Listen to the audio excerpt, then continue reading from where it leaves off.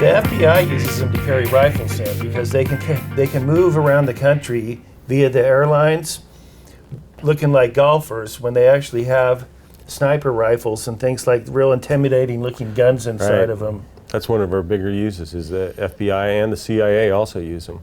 After Hurricane Katrina, we got called by the government and they basically bought every shock rack that we had in stock, and they spent something that we would sell for maybe a few $100s. They spent $2,500 a piece flying them into an Air Force base outside of New Orleans. And they drove them into town as far as they could go on a truck. And they would pull the things off and float them into the banks so that they could pull the servers out of the banks and install them into the rack cases. And then they would float them back to the truck. Because first of all, they float, and secondly, they're completely watertight, and they had literally billions of dollars worth of data on these banking servers. We started looking at the polyethylene that we were using in the military cases and thought, this is perfect for a rack case. And as soon as those products hit the market, people were looking at them and thought, wow, for the price, this thing's so light, it's so durable, and it's warranted forever.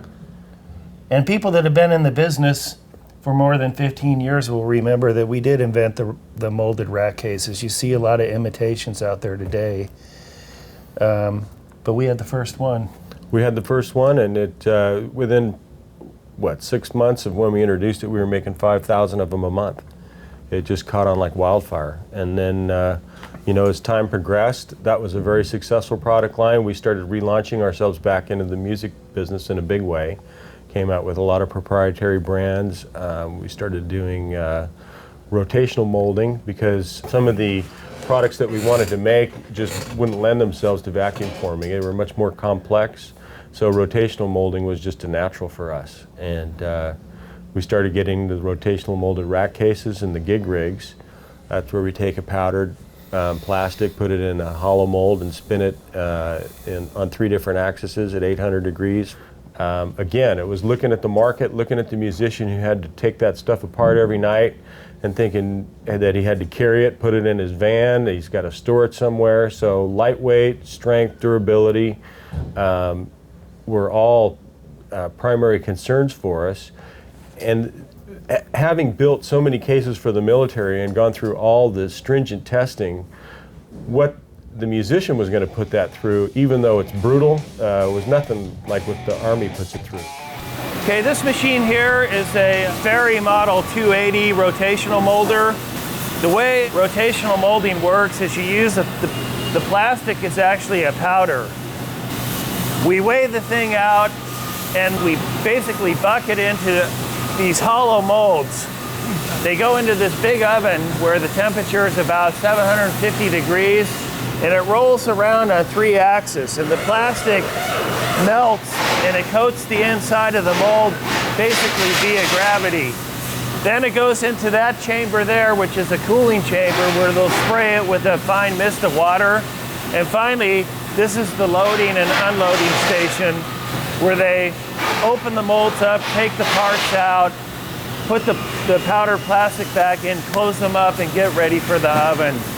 The cool thing about Rotamold is a really great way to make hollow parts, and what we at SKB have gotten really good at is making multiple piece molds that go together almost like a Chinese jigsaw puzzle, where we can accomplish the same thing that they do with a wooden case without having to cut up a bunch of pieces of wood and rivet together with angle and corner pieces and things like that. So we get this unitized structure that's extremely strong, extremely lightweight. What they're putting in now are these threaded inserts we call dog bones.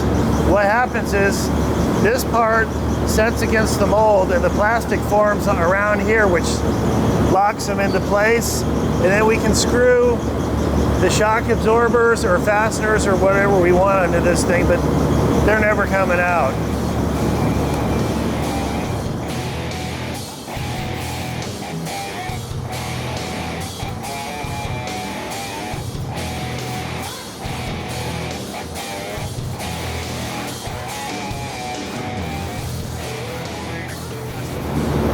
This material is linear low-density polyethylene, and it has a lot of shrink.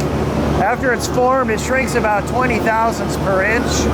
So what we do is we assemble the rack with the lids on it, and we put these weights on it, so as the thing shrinks, it all shrinks together so that we have a perfect fit.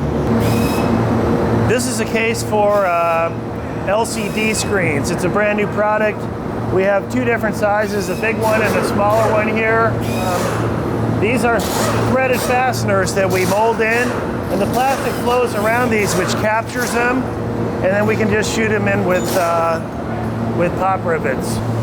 If you compare it to the only other way to make something like this is to cut up a bunch of wood and rivet it all together, like the labor, the weight, and the expense. By rotomolding it, you get something that's just incredibly strong. It's one piece, it's all unitized. There's no seams or anything. And you know, it looks pretty labor intensive putting this tool together, but what you have to compare it to is how much labor would be in making a wooden case.